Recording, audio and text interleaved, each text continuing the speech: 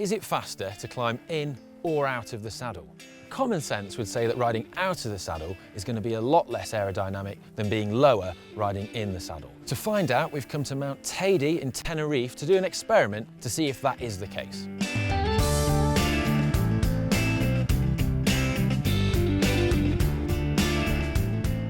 Riders like Chris Froome and Bradley Wiggins famously stay seated most of the time when they're climbing, whereas riders like Alberto Contador and Nairo Quintana will dance up climbs on the pedals out the saddle.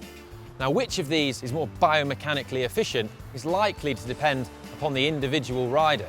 However, we should also think about aerodynamics, because once you're riding above 10 miles an hour or 16 kilometers per hour, aerodynamics starts to become significant.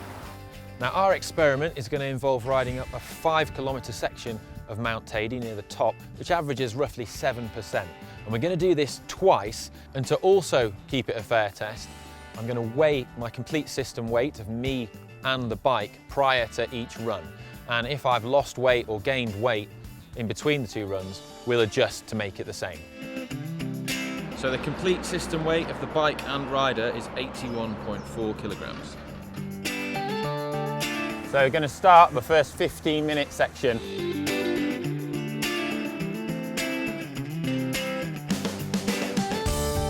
Now my heart rate is at 168. So for the first run, I was 81 kilos, and now I'm just a little bit under by about 300 grams. So I'm just going to add a little bit of water just to get me back up to the same. So now the weight's the same, and I'm going to do the second run, which is out the saddle. My heart rate's quite a bit lower. I'm only at 165 beats per minute at the moment, which is a lot less than the sort of 180 I was at. But what we want to know is the aerodynamic difference. And already this is looking to be slower.